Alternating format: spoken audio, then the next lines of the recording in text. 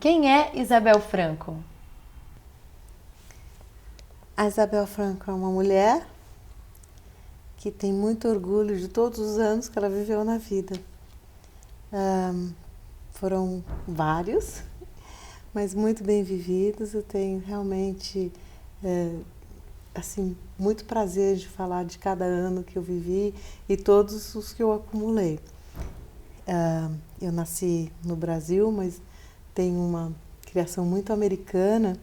Passei muitos e muitos anos nos Estados Unidos, mas morei na Ásia também. E, no fim, fiquei uma brasileira americana, com o pé em Hong Kong. E, nesses anos todos, eu acho que aprendi bastante para me tornar, que eu sou uma advogada, mas isso é apenas um rótulo, logicamente. Eu prefiro me definir, a Isabel Franco, como uma mulher que acabou sendo muito educada em povos diferentes e em culturas diferentes e que decidiu voltar para o Brasil e viver aqui por motivos muito, muito especiais. Como por exemplo? Como, por exemplo, eu sempre acreditei, desde pequena, isso me parecia uma coisa assim muito chavão, assim, um clichê de falar, quem sabe eu possa fazer diferença. Aí eu olhava para o lado e dizia, como que eu vou fazer diferença com tanta gente fazendo diferença e fazendo diferença tão bem? Então não tem condição de fazer uma grande diferença. Então eu meio que achei que isso era uma coisa assim muito piegas até. E coloquei de lado, deixei e fui seguindo minha vida, seguindo minha carreira como advogada. Mas eu sentia uma coisa muito forte em fazer essa diferença. E que diferença é essa?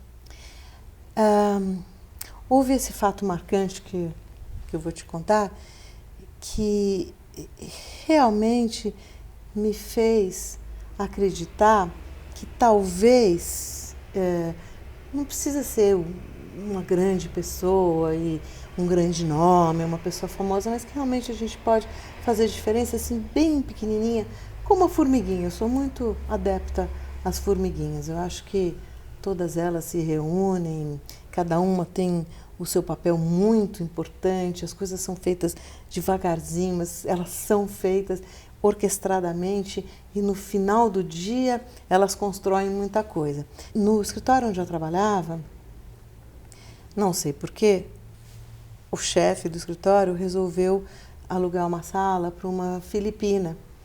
E a filipina era uma advogada, porque nós éramos todos advogados, era uma advogada de visto, de imigração. E ela recebia filas de filipinos ali. Eu achava o trabalho dela muito bonito, achava muito interessante, porque ela não cobrava tanto assim, porque quase todos os advogados cobravam acho que $5.000 para fazer um visto, e ela cobrava, sei lá, 4.000, 3.500, nem me lembro mais. E era uma pessoa que me parecia muito... que fazia uma diferença, assim. Até o dia em que a polícia entrou lá e apreendeu na frente de todo mundo. E nós descobrimos que ela era ilegal. Ela, advogada de visto, de imigração, que dava tanto visto para as pessoas, ela era ilegal. E com isso ela tinha roubado dinheiro de muita gente. Eu fiquei tão chocada, eu fiquei tão pasma, eu fiquei estupefada. Eu falei, não é possível. E depois eu comecei a conversar com as pessoas, algumas pessoas do andar, e descobri que muitas pessoas sabiam que ela era ilegal, que ela estava roubando, que ela pegava dinheiro de gente humilde, de gente pobre. Eu fiquei tão horrorizada, Letícia, eu fiquei assim, aquilo mexeu tanto comigo, quer dizer, parece uma bobagem, né? Uma coisinha assim que não faz diferença.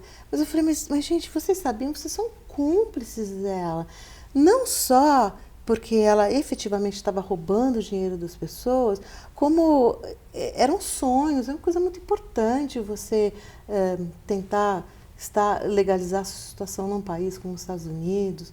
Eu fiquei muito chocada. E esse fato me impulsionou muito no sentido de ver, de abrir os meus olhos, de que cada vez que você vê uma coisa errada, se você não faz nada com relação a isso, mas é muito mais que conivente, você é cúmplice, você está cometendo a mesma violação, a mesma ofensa, o mesmo crime junto com a pessoa.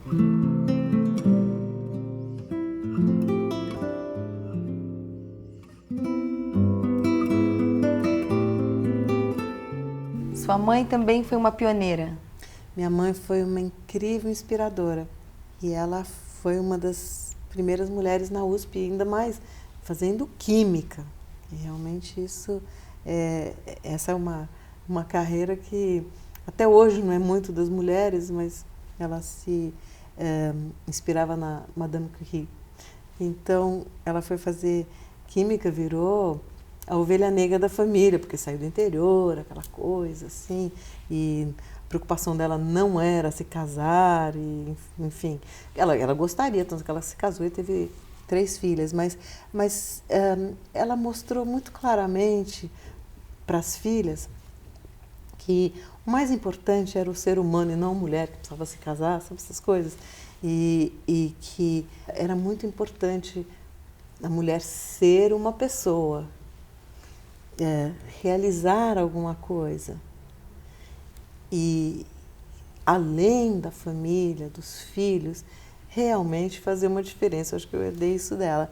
E foi muito interessante que o meu pai, ao ter 3 filhas, ele virou um feminista também, porque acho que todo homem que tem muita mulher acaba virando feminista para, sei lá, proteger as suas filhas. Mas ela realmente foi um grande catalisador de tudo que havia na época em termos daquele feminismo saudável, da mulher que não deixava de lado o seu papel como esposa e mãe, mas que também saía ao mundo para fazer uma diferença. E ela fez muita.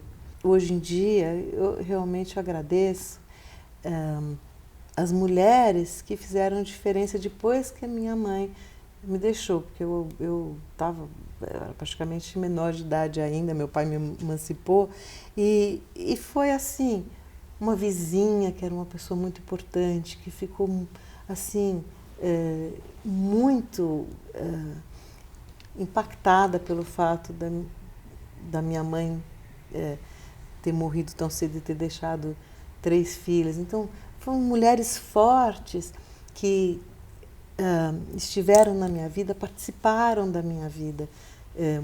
Uma tia minha, uma amiga da minha mãe, uma outra tia. E isso me trouxe muito firme a sensação de que a mulher tem um papel na comunidade, na família, extremamente importante. E me deu muito a sensação de que eu gostaria de ser uma mentora também, como minha mãe tinha sido. E esse é um papel que eu acho importantíssimo quando a gente conversa sobre legado, que além desse trabalho de corrupção nas empresas, onde eu faço treinamentos, eu falo muito com as pessoas, o outro, eu estou à disposição para quem quiser, a hora que quiser, para orientar meninas e mulheres mais jovens, de como seguir carreiras. Eu faço muito isso, eu tenho tantas filhas adotivas, Letícia, você não tem ideia, elas me adotam, vão me adotando o tempo todo como mentora mesmo. E qual é o conselho que você dá para elas? Para mim é tão óbvio, mas para elas muitas vezes não é, que é autoestima, ter autoestima, porque eu não sei se isso veio da minha mãe, por ser uma mulher muito forte, nós crescemos com tanta autoestima que eu fico com dificuldade de vez em quando de entender algumas meninas que não têm, mas logicamente sei que isso vem de circunstâncias familiares mesmo. Então eu tento bastante ajudá-las a se autovalorizarem, verem o que elas têm de muito bom dentro delas e o que elas realmente podem fazer diferença, porque toda vez que elas sentem que elas fazem uma diferença para qualquer coisa, qualquer pessoa, imediatamente aquele sentimento de autoestima cresce dentro delas, vai empoderando, aquilo vai num crescendo e elas, de repente, se transformam mesmo em pessoas muito mais poderosas que nem elas podiam imaginar que elas eram. Mais ou menos o que minha mãe fazia, depois eu senti também que eu fazia, que eu podia fazer.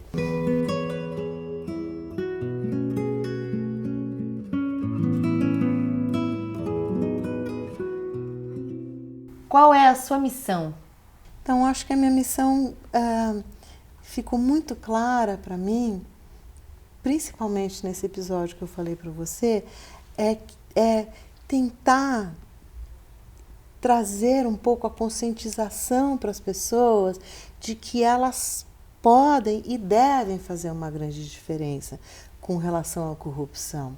Você sabe que as estimativas do Banco Mundial só podem ser estimativas porque é impossível você colher dados estatísticos de uma coisa sobre a qual não se há evidências, mas que a corrupção no mundo inteiro move 3 trilhões de dólares por ano, mais ou menos, é uma estimativa. Ao mesmo tempo, as instituições que investem no ser humano, no desenvolvimento do ser humano, conseguem investir no máximo 100 bilhões de dólares por ano também.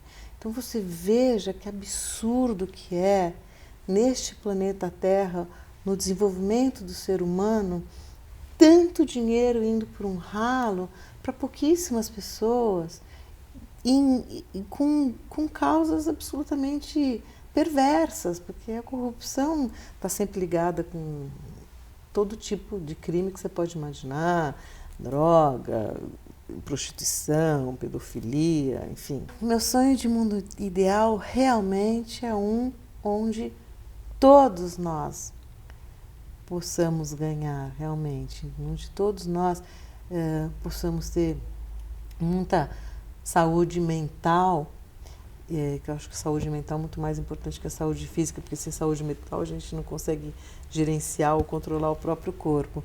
E a saúde mental tem muito a ver com você viver num ambiente sadio, num ambiente mais puro, um ambiente menos corrompido por essa mentalidade do eu tenho que levar vantagem nas coisas sempre.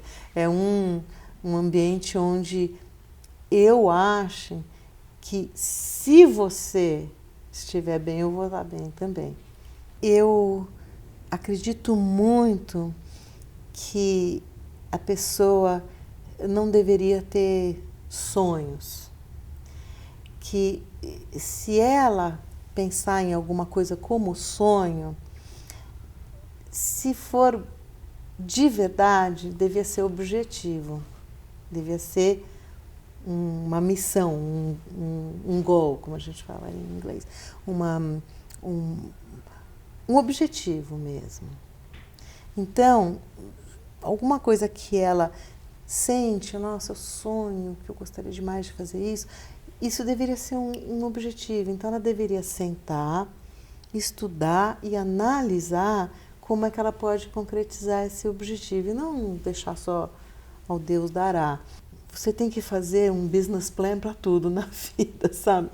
Um plano estratégico para tudo. Então, mesmo se eu resolver agora que eu vou ser uma pessoa mais espiritualizada, eu tenho que sentar, pensar, fazer pesquisa, descobrir onde que eu posso achar ferramentas para isso, que tipo de pessoas com que eu tenho que me relacionar, quais são os lugares onde eu possa ir que vão me trazer isso, sabe?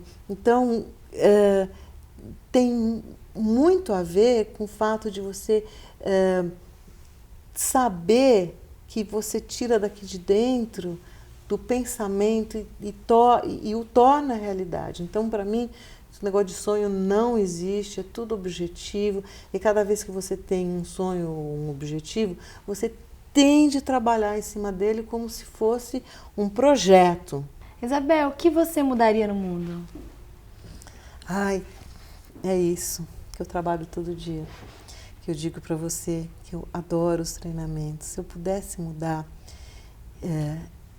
essa equação de que algumas pessoas têm de levar alguma vantagem, ganhar alguma coisa de uma maneira indevida, usar o seu poder, tráfico de influência, sabe? Se eu pudesse... Como seria o mundo sem corrupção? Provavelmente perto do paraíso, porque eu acho que as pessoas estariam com as outras sem a preocupação de que a outra está querendo coagir você, influenciar você para fazer alguma coisa que provavelmente não vai ser certa, que vai trazer um ganho indevido, que vai criar uma situação imprópria, que a corrupção sempre tem esse jogo da obtenção de uma vantagem, sempre.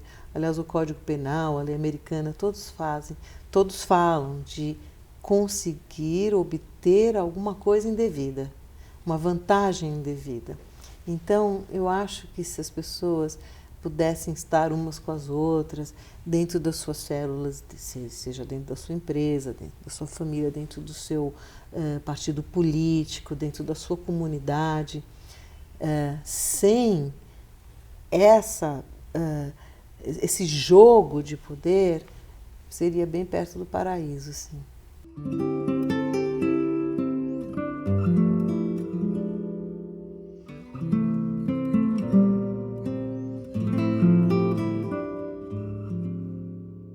Pequenininha eu tinha uma coisa muito forte, acho que muitas crianças têm isso, eu não podia ver injustiça, mas realmente eu me transformava em outra criança, digamos assim, toda vez que eu via uma injustiça. E eu ia lá, apartava a briga, ou entrava na briga junto, e tinha atitudes assim completamente inusitadas. Meus pais morriam de medo. Eu falei, o que ela vai fazer agora? Porque eu não podia realmente ver qualquer injustiça. E a gente sempre fala, não, se eu for assaltada, se acontecer isso, se acontecer aquilo, eu não vou reagir. A gente jura para si mesmo e não tem jeito. As vezes que eu fui assaltada, eu briguei com o bandido, passei descompostura, enfim, nem conto isso para vocês, mas acho que por isso que eu fui ser advogada,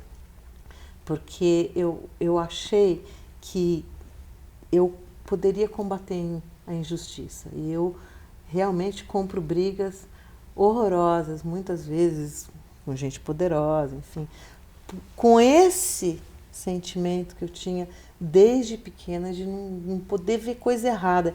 E muitas vezes não é, sabe, naquela questão de moralismo, não, é de ver uma pessoa ser maltratada, injustiçada, enfim, eu não consigo conviver com isso. E dentro de mim, assim, borbulha uma força absurda de lutar contra aquilo. E isso realmente me move com muita força, muita força. O que te faz feliz? Ai, nossa, hoje em dia eu tenho 4 pastores alemães. O que mais me deixa feliz é quando eles sobem em cima de mim, assim. Eu brinco com eles como se fosse uma criança. O que me deixa feliz é ser uma criança. mesmo. Eu trazia a criança dentro de mim e deixar ela brincar muito e rir muito. E os cachorros fazem muito isso. Eles são muito puros, sabe? Você não consegue muito corromper cachorro, não. Então, eu aprendo muito com eles no dia a dia. Realmente, eu me inspiro neles, de ver como eles se unem, se agregam, como também tem essa coisa do território, mas um vai e respeita, sabe? Eu acho isso muito, muito legal, realmente. Uma das coisas que me traz muita felicidade, muita alegria assim, no dia a dia. E a outra, como eu disse para você, no final do dia, depois de um treinamento, sentir, porque a gente em cima ali no palco vê a fisionomia das pessoas. Muitas delas vêm conversar com vocês depois do treinamento e você vê que a pessoa saiu de lá transformada, algumas vezes transtornada, porque ela sente, ela fala, meu Deus do céu, eu vejo todo dia o Zezinho ali fazer pagamentos indevidos, sabe? Paga o fiscal, paga o inspetor, paga o auditor, paga não sei quem, entendeu? Então que eu acho que no dia seguinte ela já vai fazer alguma coisa, entendeu? Então eu saio de lá, olha, em nirvana.